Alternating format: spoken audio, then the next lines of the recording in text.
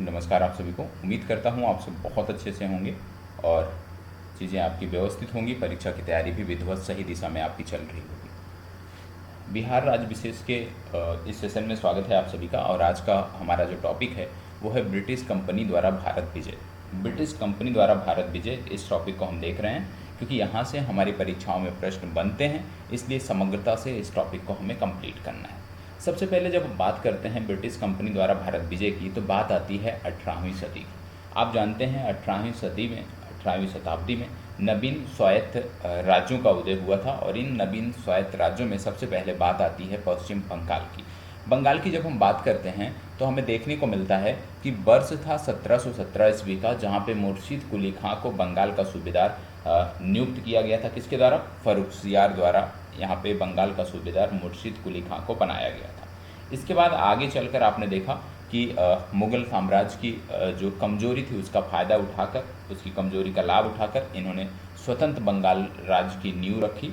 और इसी समय 1717 ईस्वी में मुग़ल शासक फर्रुखसियार ने एक फरमान द्वारा ब्रिटिश ईस्ट इंडिया कंपनी को बंगाल में व्यापार करने की रियायत दे दी थी। और इस फरमान के द्वारा क्या मिला था कि 3000 रुपये का यदि वार्षिक शुल्क कंपनी अदा करती है तो कंपनी को किसी भी प्रकार के व्यापार के लिए सीमा शुल्क नहीं देना पड़ेगा। इसके बाद बात आती है अलीवर्दी खां की। अलीवर्दी खां की जब हम बात करते हैं 1740 से 1756 ईस्वी की हम बात करते हैं।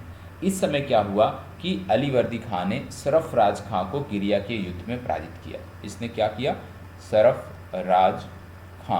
सरफराज खां को पराजित किया। कहाँ पे?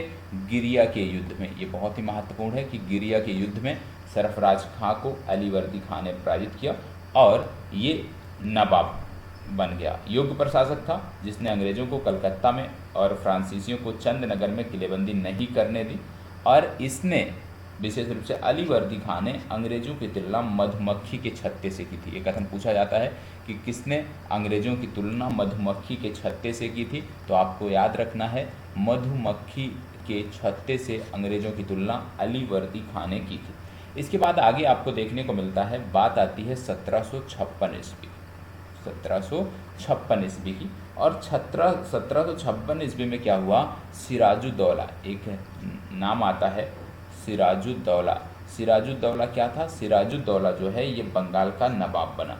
और इस समय की ब्लैक होल घटना जो है बहुत ही महत्वपूर्ण है, जो कि 20 जून 1756 की प्रमुख घटना है।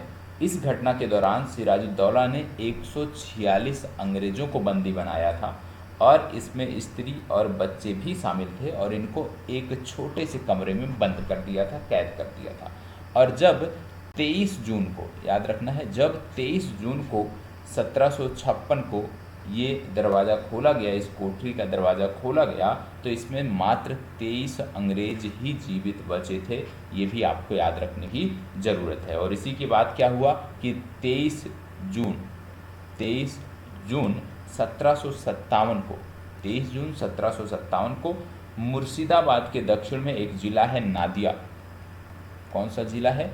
नादिया ज़िला है।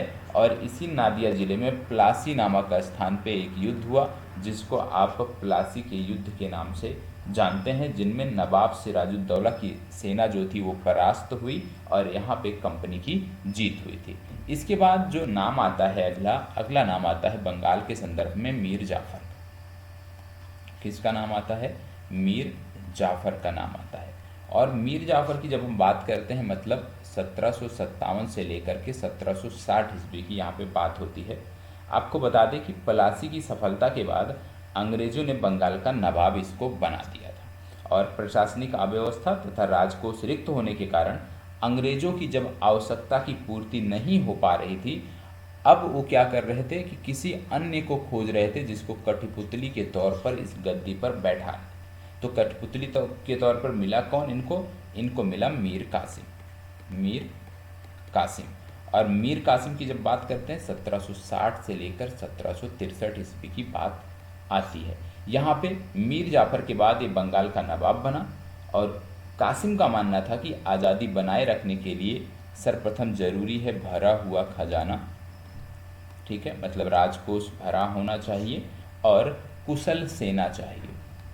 और क्या चाहिए, कुशल सेना चाहिए। तो मीर कासिम ने इसके साथ ही अपनी राजधानी को मुर्शिदाबाद से, याद रखिएगा, मुर्शिदाबाद से मुंगेर स्थापित किया। और मुंगेर आज भी आप जानते हैं कि किस लिए प्रसिद्ध है। तो मुंगेर में तोपों तथा तोड़दार बंदूकों को बनाने की व्यवस्था की गई, सेना के आधुनिकीकरण की व्यवस्था की गई। और सेना के आधुनिकीकरण के लिए एक जर्मन अधिकारी जिनका नाम था वाल्टर रीनहार्ड, इनकी नियुक्ति की गई और इनको समरू नाम से जाना जाता था। ये समरू नाम से प्रसिद्ध थे।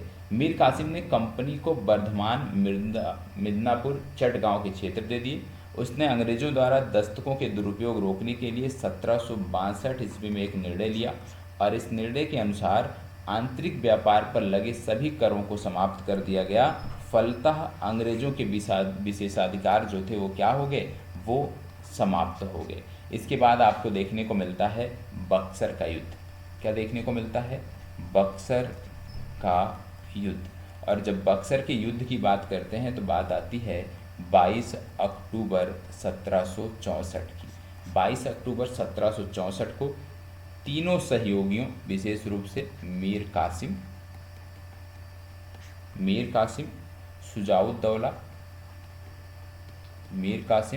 शुजाउद्दौला और शाह आलम द्वितीय, मीर कासिम, शुजाउद्दौला और शाह आलम द्वितीय, इनकी अंग्रेज़ों से पराजय हुई। और मीर कासिम की यदि हम बात करें तो इसकी मृत्यु 1777 में दिल्ली में ही हो गई। इसके बाद आपको देखने को मिलता है बक्सर का युद्ध हुआ। बक्सर के युद्ध के बाद आपको देखने को मिलता है इलाहाबाद की संधि। और इलाहाबाद की संधि की जब बात कर रहे हैं तो हम प्रथम संधि की बात कर रहे हैं, जो कि 12 अगस्त 1765 को हुई थी। और प्रथम संधि जो हुई थी ये मुगल सम्राट शाह आलम द्वितीय और बंगाल के नवाब, साथ ही साथ रॉबर्ट क्लाइव, इन तीन लोगों के बीच ये संधि हुई थी। अब इस संधि में क्या हुआ कि मुगल बादशाह जो थे शाह आलम द्वितीय, इनको कंपनी को बंगाल, बिहार और उड़ीसा की दीवानी दे दी।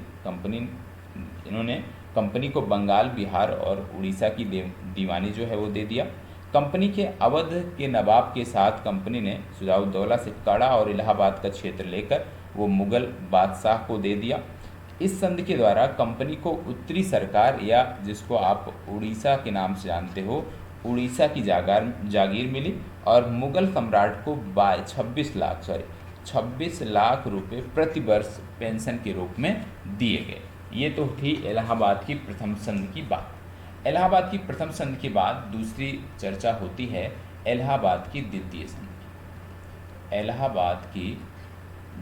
संधि।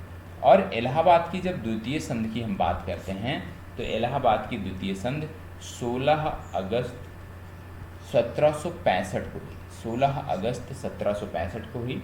संधिकर्ता कौन थे? अवध के नवाब थे। संधिकर्ता कौन थे? अवध के नवाब शुजाउद्दौला और रॉबर्ट क्लाइव। शुजाउद्दौला और रॉबर्ट क्लाइव, ठीक है। नवाब शुजाउद्दौला और रॉबर्ट क्लाइव थे। यहाँ पर कंपनी को 50 लाख रुपए, कंपनी को क्या प्राप्त हुए? यहाँ से 50 लाख रुपए प्राप्त हुए तथा चुनार का दुर्ग प्राप्त हुआ। इलाहाबाद और कड़ा को छोड़कर अवध का जो शेष क्षेत्र था वो नवाब को वापस कर दिया गया और कंपनी द्वारा नवाब के खर्च पर एक अंग्रेजी सेना अवध पर रखी गई। तो ये आपको याद रखने की ज़रूरत है। और इसी संधि में आपको देखने को मिलता है वाराणसी और गाजीपुर, दो क्षेत्रों का जिक्र होता है, वाराणसी और दूसरा जिक्र होता है गाजीपुर। वाराणसी और गाजीपुर के क्षेत्र में अंग्रेजों के संरक्षण में राजा बलवंत सिंह को अधिकार दे दिया गया। किसको? राजा बलवंत सिंह को जो है वो अधिकार दे दिया गया। ठीक है, तो इतनी चीज़ें आपने देखा, अपने बंगाल के संदर्भ में देखा। अब बात आती है बंगाल में ही द्वैध शासन की। बंगाल में द्वैध शासन की। जब बंगाल में हम द्वैध शासन की बात करते हैं तो बात आती है 1765 से 1772 ईस्वी की। यहाँ पे आपको बात करें तो द्वैध शासन का जनक कौन था, सबसे पहले यही याद कर लीजिए। द्वैध शासन का जनक था लियो कार्टिस। लियो कार्टिस को द्वैध शासन का जनक कहा जाता था। लियो कार्टिस द्वैध शासन के जनक के नाम से जाने जाते थे। इस प्रणाली के तहत क्या हुआ, नवाब ने कंपनी को निजामत सौंप दी, जिससे कंपनी को पुलिस और न्यायिक शक्तियों पर पूर्ण नियंत्रण मिल गया। कंपनी को बादशाह से दीवानी मिली, जिसे कंपनी को सीधे ही राजस्व वसूलने का अधिकार मिल गया। मोहम्मद रजा खान को बंगाल का नायब सूबेदार तथा नायब दीवान नियुक्त किया गया और सिताब राय को बिहार का नायब सूबेदार तथा नायब दीवान नियुक्त किया गया। इसके बाद बात आती है मैसूर की। किसकी बात आती है, मैसूर की बात आती है। मैसूर की जब बात करते हैं तो बात आती है 1565 ईस्वी की। 1565 ईस्वी में तालीकोटा, याद रखिएगा, 1565 ईस्वी में तालीकोटा के युद्ध के बाद वेंकट द्वितीय के समय में मैसूर में एक राजवंश की स्थापना हुई, जिसका नाम वाडेयार राजवंश था। क्या था, वाडेयार राजवंश की स्थापना हुई और इस वंश का जो अंतिम शासक था उसका नाम था चिक्का कृष्णराज इस वंश का अंतिम शासक था। मैसूर के शासन की वास्तविक बागडोर विशेष रूप से 2 मंत्रियों के हाथों में थी और इन 2 मंत्रियों का नाम था नंजराज और देवराज। इन 2 मंत्रियों के हाथ में संपूर्ण जो शासन सत्ता थी इन्हीं के हाथ में थी। इसी समय चर्चा होती है हैदर अली की, जिन्होंने अपनी योग्यता के बल पर मैसूर की सेना में एक घुड़सवार सैनिक के रूप में जगह बनाई और कुछ ही दिनों बाद हैदर अली मैसूर का स्वामी बन गया। कुछ ही दिनों बाद ये मैसूर का क्या बन गया, स्वामी बन गया।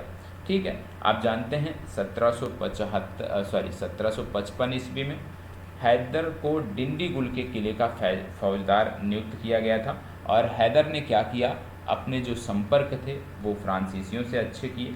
ईस्ट इंडिया कंपनी ने अपने वाणिज्यों के हितों की पूर्ति के लिए प्रत्यक्ष रूप से हस्तक्षेप की नीति का अनुसरण किया और उससे क्या हुआ, आंग्ल मैसूर युद्ध के रूप में परिवर्तन देखने को मिलता है। ठीक है, उसके बाद क्या देखने को मिलता है, और इसमें एक चीज़ और देखने को मिलता है, आगे चल के एक चीज़ और देखने को मिलता है कि सबसे पहले बात आती है टीपू सुल्तान की। किसकी बात आती है, टीपू सुल्तान की। जब हम टीपू सुल्तान की बात करते हैं तो यहाँ पे आपको देखने को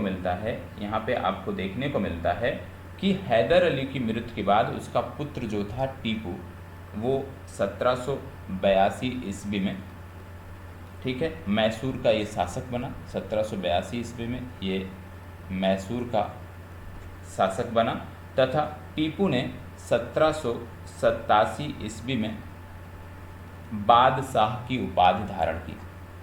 किसकी उपाधि धारण की, बादशाह की उपाधि जो है इसने 1787 में धारण की। और टीपू ने क्या किया, आधुनिक कैलेंडर को भी लागू किया। ठीक है, टीपू ने क्या क्या किया, आधुनिक कैलेंडर को भी इसने लागू किया, ये आपको याद रखने की ज़रूरत है। और सिक्का ढलाई की नई तकनीक, याद रखना है, सिक्का ढलाई की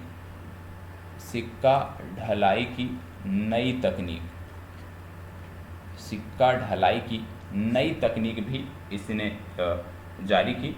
और इसके साथ साथ नाप तौल के, याद रखिएगा, नाप तौल के नए पैमाने भी इसने विकसित किए। इसके साथ साथ आपको बता दें कि फ्रांसीसी क्रांति के बाद उसने अपनी राजधानी श्रीरंगपट्टनम में जैकोबिन क्लब बनवाया और स्वयं भी उसका सदस्य बना। साथ ही यह नागरिक टीपू कहलाना ज़्यादा पसंद करता था और अपनी राजधानी में इसने स्वतंत्रता का वृक्ष भी लगवाया था।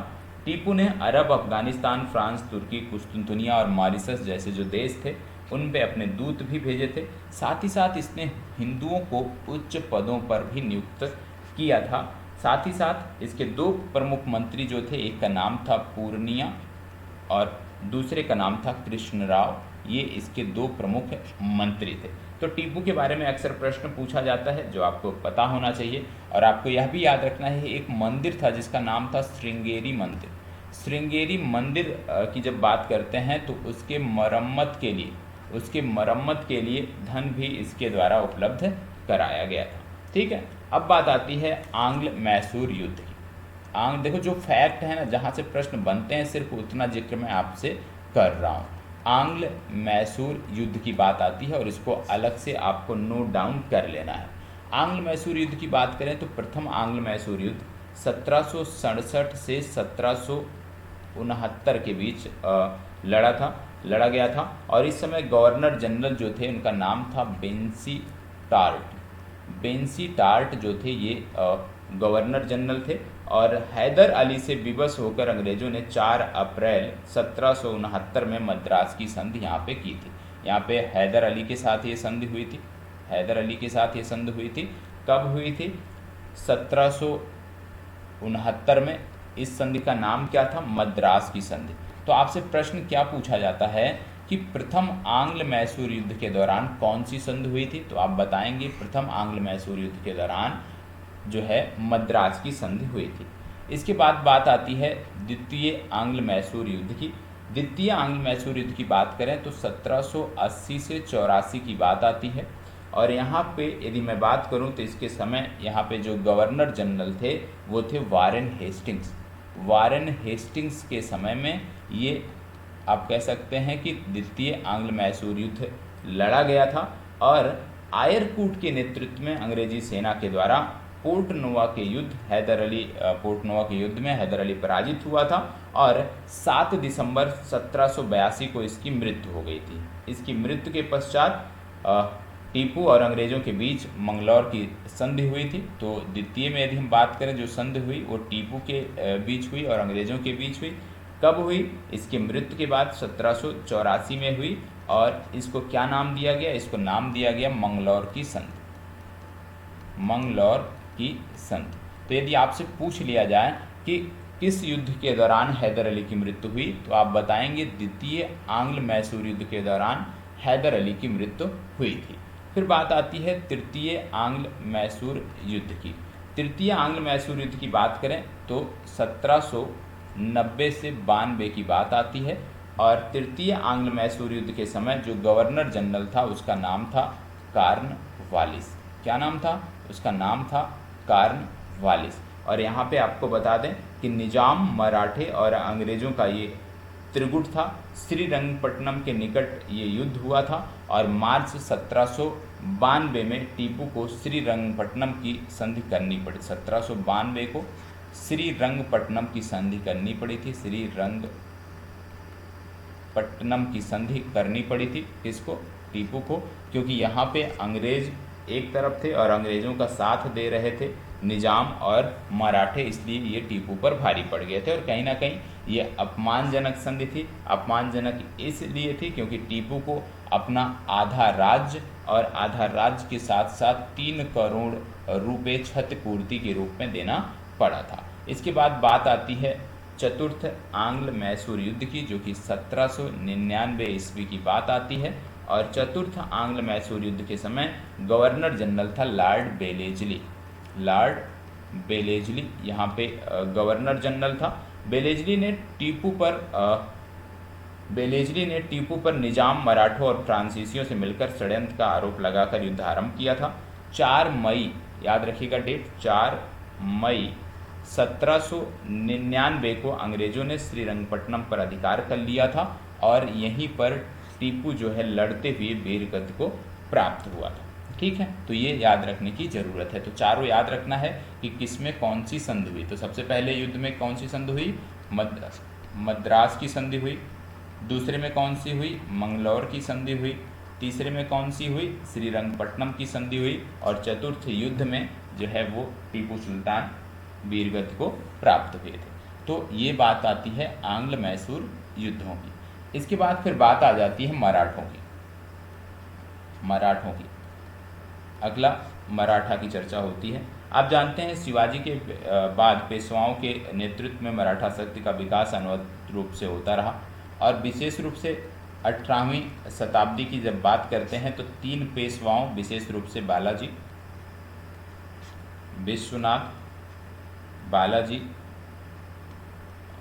विश्वनाथ, दूसरे आते हैं बाजीराव प्रथम, और तीसरे आते हैं बालाजी बाजीराव, या इन्हीं को बोलते हैं नाना शाह। ठीक है, इन 3 पेशवाओं ने मराठा शक्ति के विकास में अभूतपूर्व अपना योगदान दिया है। तो सबसे पहले हम बालाजी विश्वनाथ की चर्चा करते हैं। बालाजी विश्वनाथ की जब हम चर्चा करते हैं तो 1713 से लेकर 1720 ईस्वी की बात आती है, और इस दौरान हम देखते हैं कि शिवाजी के बाद हुए उत्तराधिकार के युद्ध में उन्होंने ताराबाई के विरुद्ध जो है साहू की सहायता की थी, और साहू ने 1713 ईस्वी में विश्वनाथ को पेशवा की पदवी दी थी। और इस समय मराठा साम्राज्य के 2 केंद्र बिंदु थे, एक था आपका कोल्हापुर और एक था आपका सतारा। 2 केंद्र बिंदु हुआ करते थे। बालाजी विश्वनाथ की मुख्य सफलता 1719 ईस्वी में देखने को मिलती है, जब मुगल बादशाह की ओर से सैयद बंधुओं से की गई संधि थी, जिसमें रिचर्ड टेम्पल ने इस संधि को मराठों का मैग्ना कार्टा कहा था। तो यदि आपसे पूछा जाए कि किस संधि को मराठों का मैग्ना कार्टा कहा था, तो आप बताएंगे सैयद बंधुओं से जो संधि की गई थी उसको मराठों का मैग्ना कार्टा कहा था, और यह बालाजी विश्वनाथ के समयकाल से संबंधित था। फिर बात आती है बाजीराव प्रथम की। बाजीराव प्रथम की जब हम बात करते हैं तो बात आती है 1720 से लेकर के 1740 की। और आपको बता दें कि 1720 ईस्वी में बालाजी विश्वनाथ की मृत्यु के बाद उनका पुत्र जो था बालाजी प्रथम, वो 20 वर्ष की उम्र में पेशवा के पद पर आसीन हुआ। बाजीराव प्रथम ने हिंदू पादशाही के आदर्श को और भी लोकप्रिय बनाया था। मुगल साम्राज्य के प्रति अपनी नीति की घोषणा करते हुए उसने कहा था कि, किसने कहा था? बाजीराव प्रथम ने कहा था कि हमें इस जर्जर वृक्ष के तने पर प्रहार करना चाहिए, शाखाएं तो स्वयं ही गिर जाएंगी। बाजीराव ने 7 मार्च, ये तिथि याद रखना है, 7 मार्च 1725 ईस्वी को पालखेड़ा के समीप निजाम को पराजित किया था, और निजाम को पराजित करने के बाद इससे एक संधि की थी जिसको बोलते हैं मुंगी सिवा गांव की संधि। और आपको बता दें कि शंभू जी का षड्यंत्र असफल होने के बाद उसने वारणा की संधि से साहू की अधीनता स्वीकार कर ली थी, और साथ ही साथ सालसेट एवं बेसिन पर अधिकार कर लिया था। बाजीराव की अप्रैल 1740 ईस्वी में मृत्यु हो गई थी, और शिवाजी के बाद बाजीराव गुरिल्ला युद्ध के सबसे बड़े प्रतिपादक थे, इसलिए उनको लड़ाकू पेशवा भी कहा जाता था। इसके बाद बात आती है बालाजी बाजीराव की। किसकी बात आती है? बालाजी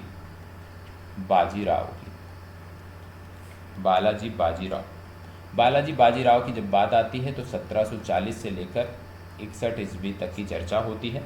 पेशवा बाजीराव की मृत्यु के उपरांत उनका पुत्र था बालाजी बाजीराव, जो कि नाना साहब के नाम से प्रसिद्ध थे, और ये गद्दी पर बैठे। 1750 ईस्वी में बालाजी बाजीराव ने मराठा शासक राजा राम द्वितीय से संगोला समझौता किया। कौन सा समझौता किया?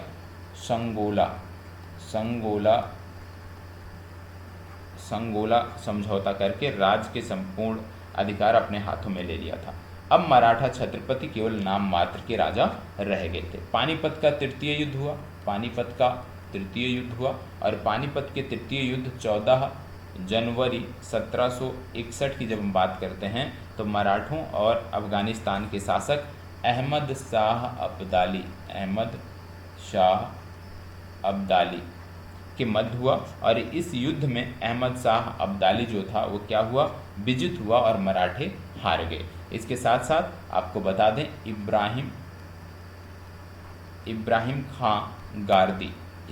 खां गार्दी का भारी तोपखाना इस युद्ध में उपयोगी सिद्ध नहीं हुआ, जबकि अब्दाली की ऊँटों पर रखी घूमने वाली जो तोपें थी वो बहुत ही कारगर साबित हुई और उन्होंने मराठों का जो है वो सर्वनाश कर दिया। पानीपत के इस तृतीय युद्ध के प्रत्यक्षदर्शी थे जिनका नाम था काशीराज पंडित।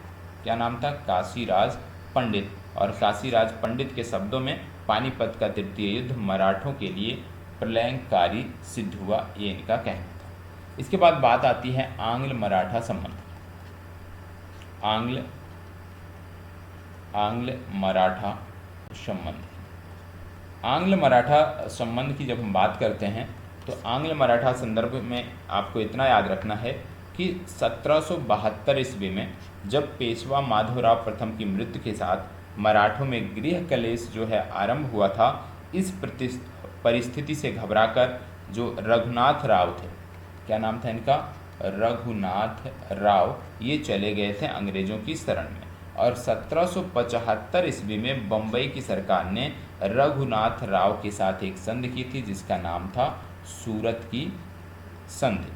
और जैसे ही सूरत की संधि हुई, तुरंत कलकत्ता काउंसिल ने इसको अनुचित बताते हुए 1776 ईस्वी में पुरंदर की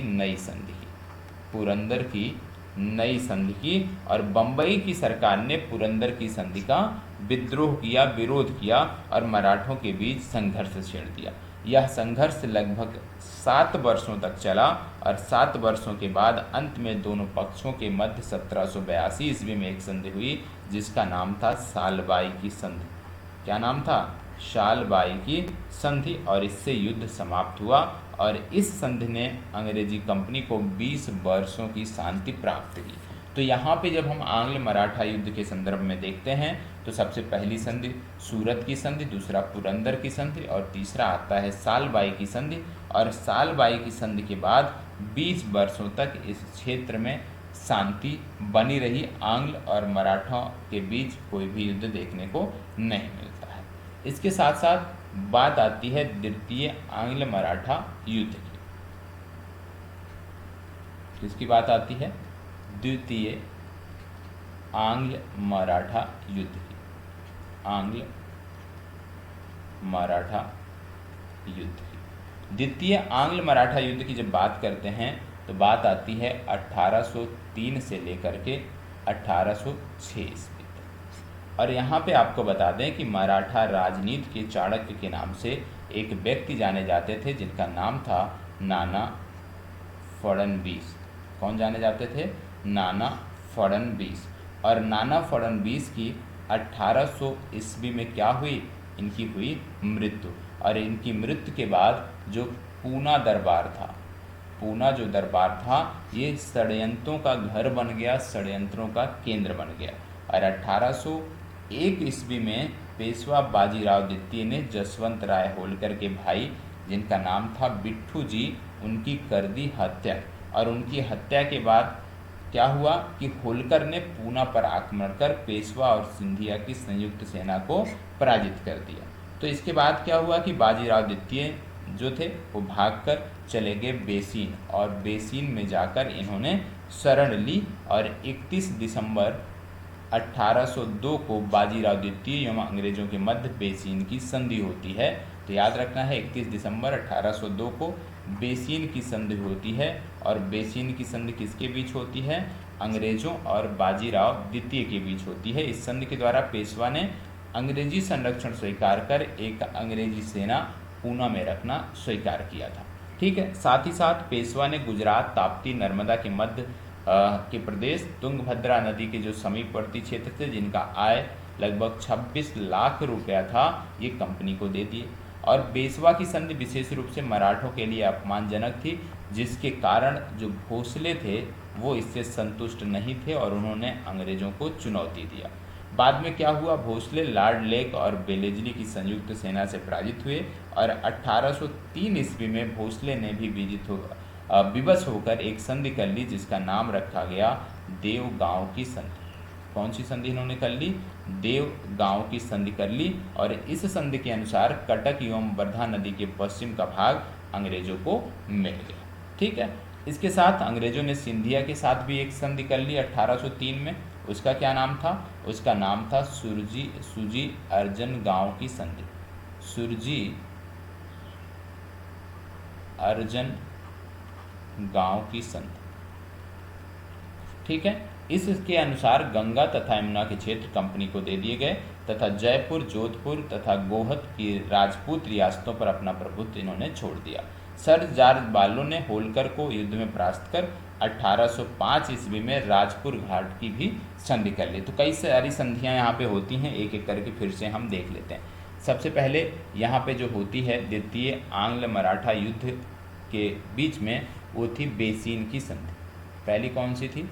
बेसिन की संधि। बेसिन की जब हम संधि की बात करते हैं तो बेसिन की संधि किनके मध्य थी? बेसिन की संधि प्रमुख तौर पे यदि हम देखें तो बाजीराव द्वितीय एवं अंग्रेजों के मध्य थी। किसके मध्य थी?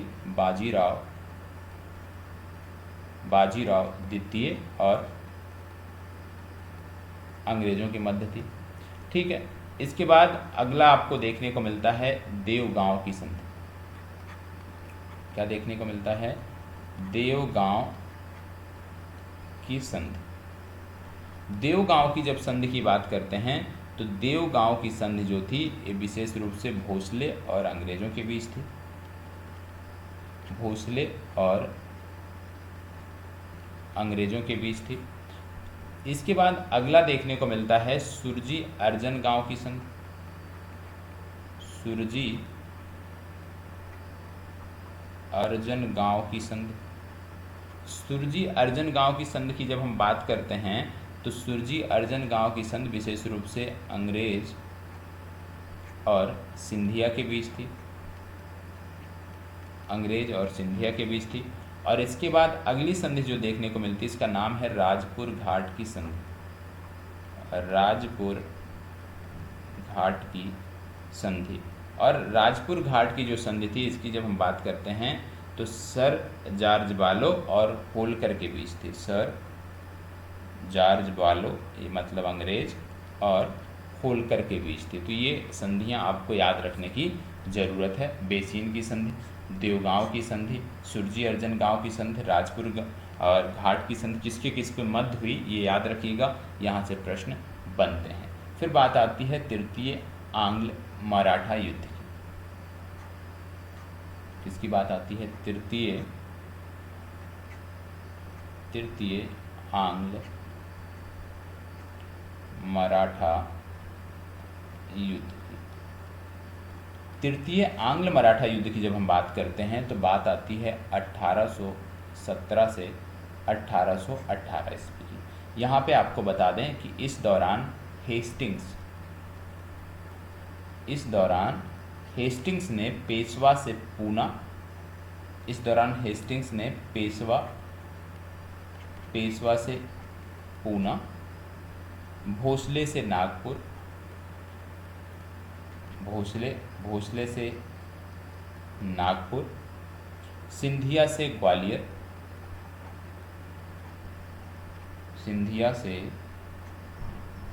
ग्वालियर, की जो अपमानजनक संधियां थी वो कर ली थी। और अंग्रेजों ने अंतिम रूप से पेशवा को किरकी के युद्ध में पराजित कर उसे पेंशन देके कानपुर के पास बिठूर भेज दिया था। पेशवा को कहाँ भेज दिया था? कानपुर के पास बिठूर भेज दिया था। और इस प्रकार मराठा संघ जो था वो विघटित हो गया था। इस प्रकार जो मराठा संघ था वो क्या हो गया था? मराठा संघ विघटित हो गया था। तो यहाँ तक आपने देखा कि किस प्रकार से ये चीज़ें आपको देखने को मिलती हैं। तृतीय आंग्ल मराठा युद्ध हुआ और अन्य चीज़ें।